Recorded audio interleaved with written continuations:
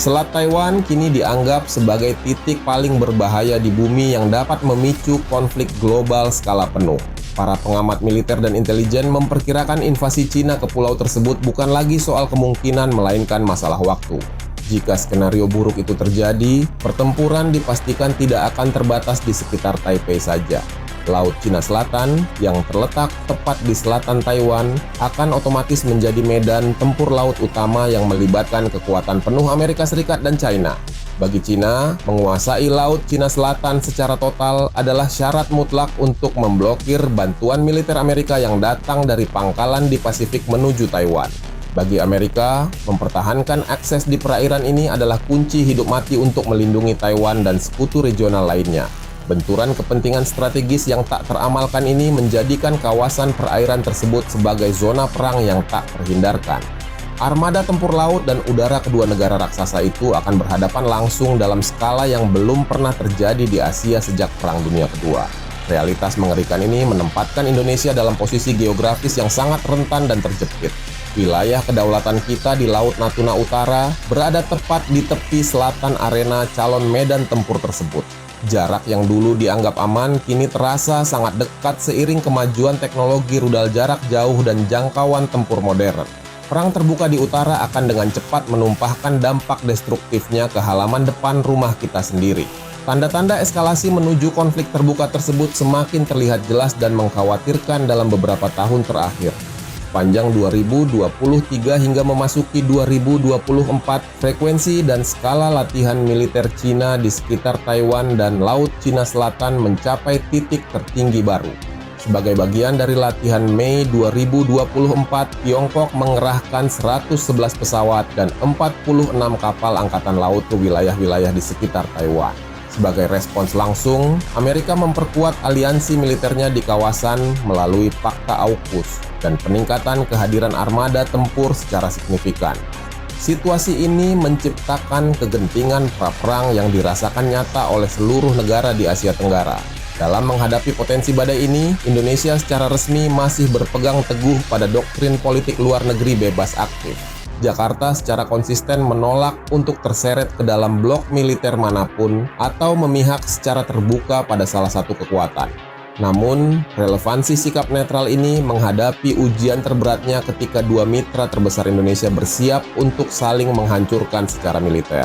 Ruang untuk bermanuver di tengah polarisasi ekstrem ini menjadi semakin sempit bagi para diplomat kita. Hubungan Indonesia dengan Cina memiliki kompleksitas yang dalam, terutama di sektor ketergantungan ekonomi.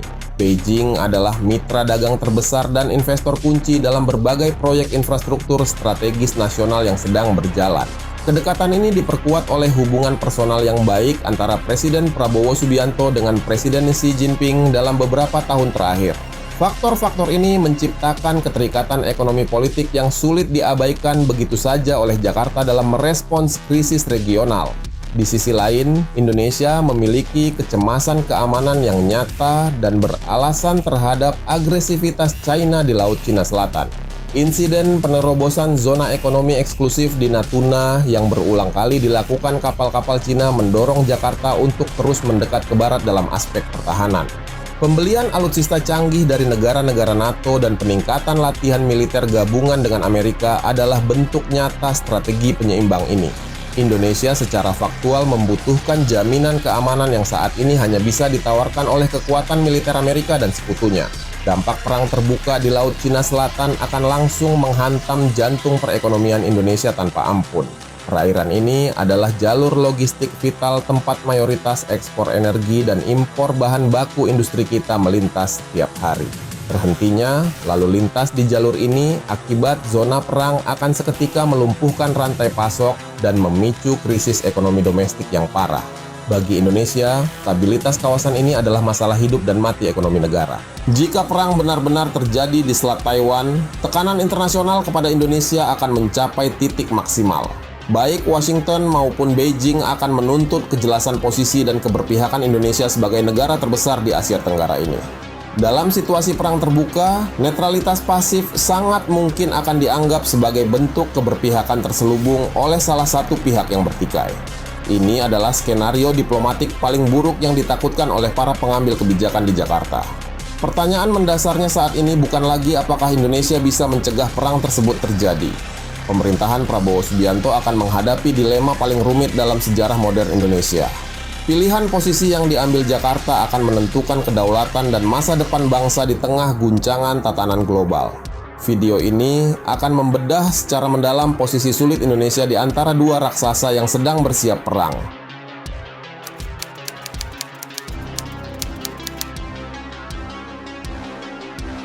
Jika konflik di Laut Cina Selatan meledak terbuka, itu bukan sekadar duel bilateral antara Washington dan Beijing, melainkan pemicu Perang Dunia Ketiga. Kawasan ini akan seketika berubah menjadi medan tempur brutal yang menyeret kekuatan-kekuatan besar global ke dalam dua blok militer yang berlawanan. Para analis pertahanan memperingatkan bahwa skala kehancurannya akan jauh melampaui pertempuran regional manapun yang pernah kita lihat di era modern. Ini akan melibatkan perang rudal jarak jauh, pertempuran armada laut masif, dan potensi penggunaan senjata non-konvensional yang mengerikan. Di sudut Amerika Serikat, sebuah koalisasi tempur yang tangguh telah terbentuk melalui latihan interoperabilitas selama puluhan tahun di Pasifik. Sekutu utama seperti Jepang, Australia, dan Inggris melalui Pakta AUKUS terikat perjanjian untuk mendukung operasi tempur Amerika secara penuh jika perang pecah. Blok ini membentuk cincin pengepungan yang rapat dan mematikan di sekeliling perimeter Laut Timur Cina. Sebaliknya, Cina, meskipun tampak lebih terisolasi secara aliansi formal, kemungkinan akan didukung oleh Rusia yang memiliki kepentingan sama untuk meruntuhkan hegemoni Amerika. Di tengah badai raksasa yang berkumpul ini, kesatuan ASEAN yang selama ini dibanggakan terbukti hanya mitos belaka. Organisasi ini telah retak parah, terbelah menjadi faksi-faksi yang saling bertolak belakang dalam menghadapi isu Cina. Jika perang pecah, ASEAN tidak akan berfungsi sebagai blok netral, melainkan bubar jalan di mana setiap negara anggotanya berjuang sendiri-sendiri memilih juragan pelindung. Mari kita bedah prediksi posisi masing-masing negara tetangga kita tanpa keraguan. Di kubu yang paling keras melawan China, Filipina di bawah Ferdinand Marcos Jr. telah secara definitif menempatkan dirinya sebagai ujung tombak Amerika Serikat di Asia Tenggara. Manila menyediakan akses pangkalan militer tambahan yang menghadap langsung ke Taiwan, menjadikannya target utama serangan balasan China di jam-jam pertama perang. Vietnam, musuh historis China yang juga claimant state di Laut China Selatan, hampir pasti akan merapat ke kubu AS meski diam-diam. Hanoi telah meningkatkan hubungan strategis dengan Washington dan gencar membeli senjata barat untuk menangkal agresivitas tetangga utaranya. Singapura, meskipun selalu berhati-hati dalam retorika publiknya, secara de facto adalah mitra logistik militer terpenting Amerika Serikat di kawasan ini. Pelabuhan dan pangkalan udaranya secara rutin menampung kapal perang dan pesawat tempur Amerika yang beroperasi di Laut Cina Selatan. Dalam skenario perang terbuka, Singapura sangat mungkin menyediakan fasilitasnya sebagai hub logistik krusial bagi pasukan koalisinya Amerika. Posisi ini menjadikan Singapura sebagai sekutu diam yang vital bagi Washington, meskipun mereka menghindari label tersebut secara resmi. Di sisi spektrum yang berlawanan, Kamboja telah efektif berfungsi sebagai negara klien Beijing yang paling setia di daratan Asia Tenggara. Pemberian akses eksklusif ke pangkalan Angkatan Laut Ream bagi militer Cina adalah bukti tak terbantahkan dari keberpihakan mereka. Laos dan Myanmar yang terjerat utang infrastruktur masif dan isolasi politik internasional juga akan berada kuat di orbit pengaruh Cina untuk dukungan diplomatik dan logistik darat. Ketiga negara ini adalah kuda Troya Beijing yang melumpuhkan konsensus ASEAN dari dalam. Sementara itu, Thailand dan Malaysia berada dalam posisi yang lebih ambigu namun cenderung condong ke Beijing karena realitas ekonomi dan politik domestik. Meskipun Thailand adalah sekutu perjanjian Amerika, kedekatan militer junta pasca kudeta dengan China membuat loyalitas Bangkok kepada Washington sangat diragukan dalam krisis nyata. Malaysia, di bawah Anwar Ibrahim, semakin vokal mengkritik tekanan Barat dan sangat bergantung pada investasi Cina membuatnya cenderung memilih netralitas yang menguntungkan Beijing. Brunei sebagai negara kecil yang kaya minyak dan claimant state yang sunyi, hampir pasti akan tiarap total dan menghindari konfrontasi apapun demi kelangsungan ekonominya yang bergantung pada China. Lalu, bagaimana dengan kesiapan militer Indonesia sendiri di tengah kepungan perpecahan tetangganya ini?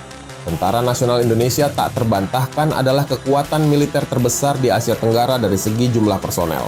Namun, menghadapi perang maritim abad ke-21 yang berteknologi tinggi membutuhkan lebih dari sekadar jumlah pasukan infanteri. Kesenjangan antara kemampuan real alutsista kita saat ini dengan tuntutan peperangan modern multidomain melawan kekuatan tier 1 masih menganga lebar. Upaya modernisasi pertahanan Indonesia dalam beberapa tahun terakhir memang tergolong agresif dan patut dipuji secara politik. Pembelian 42 jet tempur Rafale dari Prancis menandakan lompatan besar dalam doktrin kemampuan tempur udara kita di masa depan. Langkah Kementerian Pertahanan mengejar pengadaan fregat dan kapal selam baru untuk meningkatkan kehadiran di Natuna juga menunjukkan keseriusan. Namun, integrasi sistem baru yang kompleks ini membutuhkan waktu bertahun-tahun untuk mencapai kemampuan operasional penuh yang siap tempur. Kejujuran diperlukan saat menilai bahwa banyak platform alutsista operasional utama kita hari ini sudah menua dan usang. Celah kritis masih menganga di area vital seperti sistem pertahanan udara jarak jauh yang modern, rudal anti kapal supersonik, dan teknologi surveillance bawah air yang mumpuni. Kita sedang berpacu dengan waktu yang semakin sempit untuk melakukan modernisasi sebelum konflik besar benar-benar terjadi di depan mata. Tanpa kemampuan komando dan kendali berbasis jaringan, network-centric warfare yang canggih, perangkat keras mahal sekalipun tidak akan efektif melawan Amerika atau China. Dalam skenario Perang Dunia Ketiga, penuh di mana jalur pelayaran diblokade dan rudal melintasi wilayah udara kita, doktrin bebas aktif akan menghadapi kematiannya. Tetap bersikap netral secara pasif menjadi kemustahilan praktis ketika pihak yang bertikai menuntut akses alur laut kepulauan Indonesia untuk manuver perang armada mereka. Menolak akses ke satu pihak akan langsung ditafsirkan oleh pihak tersebut sebagai tindakan dukungan bagi musuh. Tekanan untuk memilih kubu akan bersifat eksistensial, segera, dan tidak menyisakan ruang untuk diplomasi basa-basi. Jadi, kepada siapa pada akhirnya Indonesia akan merapat ketika dipaksa oleh keadaan perang yang mendesak? Meskipun memiliki ikatan ekonomi yang dalam dengan Cina, gravitasi keprihatinan keamanan nasional menunjuk kuat ke arah penyelarasan diam-diam dengan blok barat. Postur operasional TNI, doktrin latihan bersama, dan akuisisi senjata utama baru-baru ini secara luar biasa berorientasi pada standar NATO dan Amerika. Persepsi ancaman di kalangan elit pertahanan kita secara jelas mengidentifikasi intrusi fisik dari utara di Natuna sebagai bahaya utama bagi integritas teritorial. Ini tidak berarti Indonesia akan secara terbuka menyatakan diri sebagai sekutu resmi Amerika Serikat dan mengirim pasukan tempur ke Taiwan. Sikap yang paling mungkin diambil oleh Jakarta adalah penyelarasan senyap atau non-belligerent yang mendukung koalisi Amerika di belakang layar. Ini bisa berupa pemberian hak lintas terbang terbatas bagi pesawat koalisinya, berbagi intelijen maritim, atau mengizinkan jalur logistik non-kombatan. Dukungan semacam itu sudah akan sangat krusial bagi upaya perang Amerika tanpa secara formal menyeret Indonesia ke dalam pertempuran langsung garis depan. Meskipun Prabowo Subianto memiliki hubungan personal hangat dengan Xi Jinping, kemungkinan besar akan memprioritaskan realitas keamanan saat perang dimulai. Sebagai seorang berlatar belakang militer tempur, Prabowo paham bahwa keruntuhan ekonomi itu buruk, tetapi hilangnya kedaulatan wilayah adalah fatal bagi eksistensi sebuah negara. Insting dasar untuk melindungi tanah air dari agresor paling langsung di Natuna kemungkinan besar akan mengalahkan pertimbangan ekonomi jangka pendek dalam skenario perang total. Indonesia pada akhirnya akan memilih sisi yang menjamin keutuhan wilayahnya dari ancaman fisik langsung.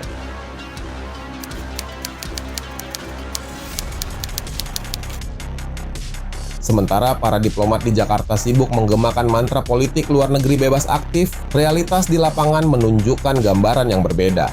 Telah muncul kesenjangan yang signifikan antara retorika netral resmi Indonesia dengan postur pertahanan aktual yang sedang dibangun. Para perencana militer kita tampaknya tidak lagi bersiap menghadapi ancaman abstrak, melainkan skenario spesifik yang datang dari arah utara. Tindakan-tindakan yang diambil oleh lembaga pertahanan berbicara jauh lebih keras daripada pernyataan santun di forum internasional. Sumber kecemasan utama bagi aparat keamanan Indonesia sangat jelas dan tak terbantahkan. Itu adalah perilaku yang semakin tegas dari kekuatan maritim Cina yang beroperasi tepat di sebelah dan seringkali di dalam zona ekonomi eksklusif Indonesia. Gesekan waktu nyata di laut ini telah memaksa pergeseran pragmatis dalam kalkulasi strategis Jakarta. Lembaga pertahanan menyadari sepenuhnya bahwa kemitraan ekonomi yang erat tidak memberikan jaminan kekebalan keamanan bagi kedaulatan wilayah. Kepulauan Natuna kini telah efektif bertransformasi menjadi garis depan pertahanan terpenting Indonesia. Pemerintah telah menggelontorkan sumber daya yang signifikan untuk meningkatkan infrastruktur militer di pulau-pulau terluar tersebut. Pembangunan hanggar untuk jet tempur, dermaga untuk kapal perang, dan barak untuk batalion marinir telah dipercepat secara drastis. Pembangunan fisik ini adalah respons langsung terhadap kebutuhan akan daya tangkal yang kredibel tepat di titik nyala konflik. Di luar infrastruktur statis, tempo operasional di Laut Natuna Utara telah meningkat secara nyata. Kapal perang Angkatan Laut dan pesawat pengintai Angkatan Udara kini melakukan patroli yang jauh lebih sering dan intensif dibandingkan sebelumnya. Operasi ini dirancang untuk mengirim pesan tegas tentang kehadiran dan tekad Indonesia kepada kapal asing manapun yang mencoba melanggar batas. Ini adalah permainan kucing-kucingan yang menguji kesiapan dan kesabaran personel Indonesia di lapangan. Sinyal strategis paling kuat yang dikirim Indonesia mungkin terlihat melalui program latihan militernya. Transformasi latihan bilateral, Garuda Shield dengan Amerika menjadi Super Garuda Shield yang bersifat multilateral sangatlah signifikan secara geopolitik. Pada tahun 2023, latihan ini melibatkan ribuan tentara dari Amerika, Australia, Jepang, Singapura, dan negara Eropa yang beroperasi di medan-medan kunci Indonesia. Ini adalah demonstrasi kekuatan masif dan interoperabilitas dengan aliansi barat tepat di depan pintu halaman Cina. Jakarta secara publik membingkai latihan-latihan ini sebagai keterlibatan militer rutin untuk meningkatkan standar profesional prajurit. Namun, secara geopolitik, ini berfungsi sebagai pesan pencegahan yang kuat yang diarahkan langsung ke Beijing. Hal ini menunjukkan bahwa Indonesia memiliki teman-teman yang kuat dan kemampuan untuk berintegrasi secara militer dengan mereka jika didesak terlalu jauh. Pemilihan lokasi latihan yang seringkali dekat dengan titik strategis juga membawa nada bawah sadar tentang potensi zona konflik.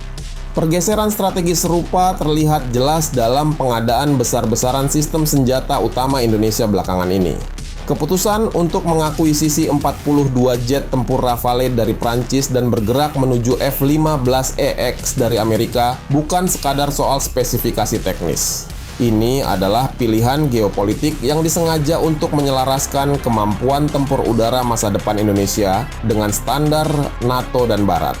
Langkah ini secara drastis mengurangi ketergantungan pada teknologi Rusia dan mempersulit potensi integrasi masa depan dengan sistem China. Membeli jet tempur Barat yang canggih menciptakan hubungan ketergantungan jangka panjang yang mencakup puluhan tahun untuk pelatihan, suku cadang, dan pemeliharaan. Hal ini secara inheren membangun jembatan kuat antara pilot dan teknisi Indonesia dengan rekan-rekan mereka di Barat. Dalam skenario konflik di masa depan, kesamaan platform ini akan secara signifikan memfasilitasi logistik dan koordinasi operasional dengan pasukan yang dipimpin Amerika. Ini adalah biaya hangus yang menciptakan predisposisi kuat untuk penyelarasan di masa depan. Beijing tentu saja tidak buta terhadap manuver pertahanan signifikan yang dilakukan oleh Jakarta ini. Mereka menafsirkan pembangunan militer Indonesia dan kedekatan dengan Barat sebagai bagian dari strategi pembendungan Amerika yang lebih luas. Cina merespons dengan meningkatkan taktik tekanan mereka sendiri di zona abu-abu tepat di bawah ambang batas konflik terbuka. Pengerahan kapal penjaga pantai raksasa dan armada milisi maritim mereka di Natuna dimaksudkan untuk mengintimidasi dan menguji tekad Indonesia.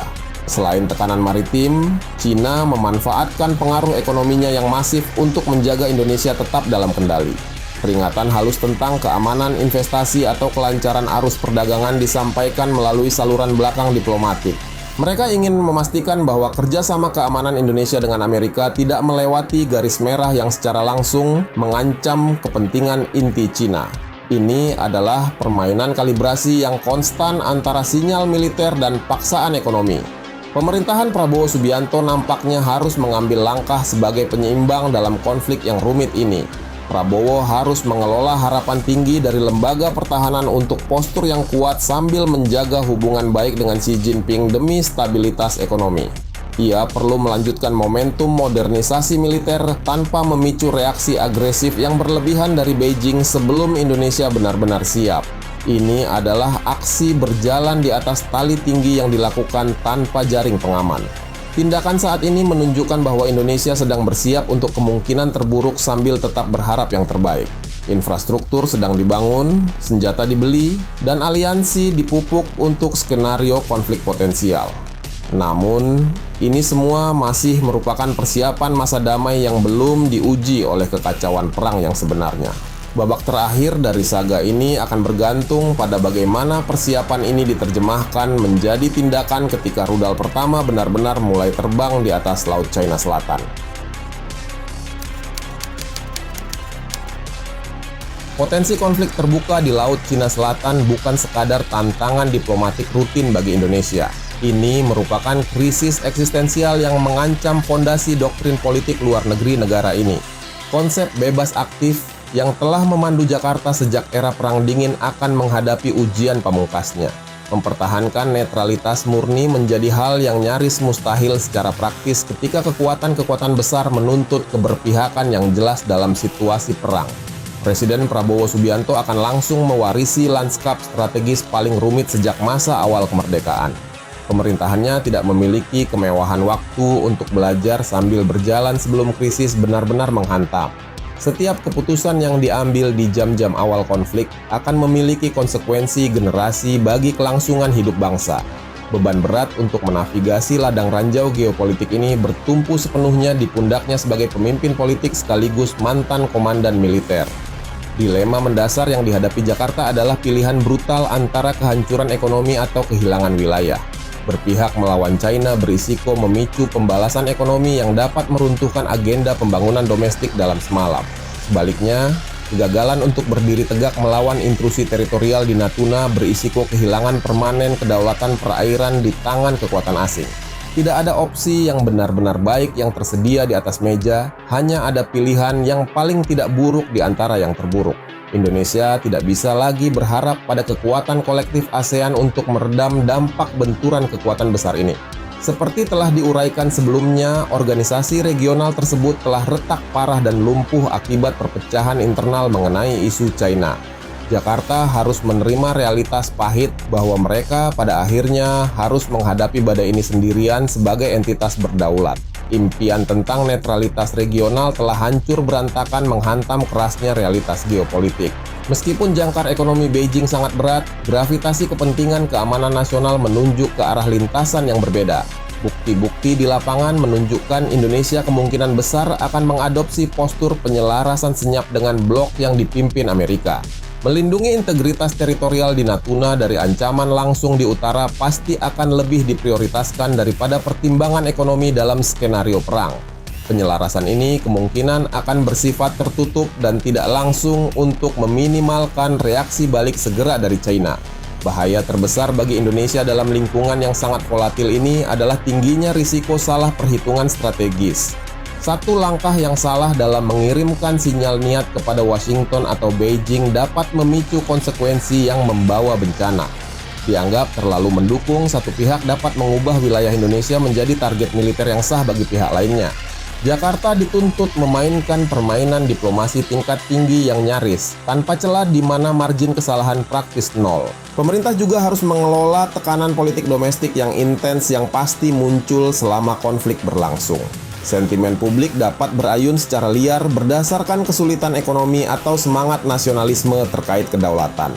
Menjaga kohesi sosial di dalam negeri sambil menavigasi perang eksternal akan menjadi tantangan kritis bagi aparat keamanan internal.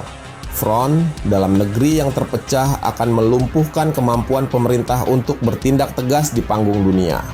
Menipisnya jendela waktu perdamaian berarti Indonesia harus mempercepat kesiapan militernya melampaui kecepatan saat ini. Akuisisi perangkat keras baru harus diimbangi dengan pelatihan intensif dalam konsep peperangan modern yang berbasis jaringan. Daya tangkal hanya akan efektif jika musuh potensial benar-benar percaya pada kemampuan dan kemauan Indonesia untuk bertempur. Retorika tentang mempertahankan setiap jengkal wilayah harus didukung oleh kekuatan mematikan yang kredibel di lapangan. Krisis yang akan datang ini akan secara permanen mendefinisikan ulang peran dan posisi Indonesia dalam tatanan global selama beberapa dekade ke depan. Hal ini akan menentukan apakah Indonesia muncul sebagai kekuatan menengah yang benar-benar independen atau sekadar bidak dalam permainan pihak lain. Tindakan yang diambil akan membentuk arsitektur geopolitik kawasan Indo-Pasifik jauh setelah meriam berhenti menyala. Ini adalah momen penentuan jati diri bangsa di panggung internasional yang sesungguhnya. Pada akhirnya, badai yang berkumpul di atas Laut Cina Selatan merupakan perhitungan sejarah yang tak terhindarkan bagi Indonesia. Asumsi nyaman era pasca Perang Dingin mengenai perdamaian dan stabilitas abadi telah menguap sepenuhnya. Bangsa ini sekarang menghadapi masa depan di mana kelangsungan hidupnya bergantung pada kemampuan menavigasi tabrakan antara para titan bersenjata nuklir. Taruhan dalam perjudian geopolitik ini tidak mungkin lebih tinggi lagi bagi Republik Indonesia.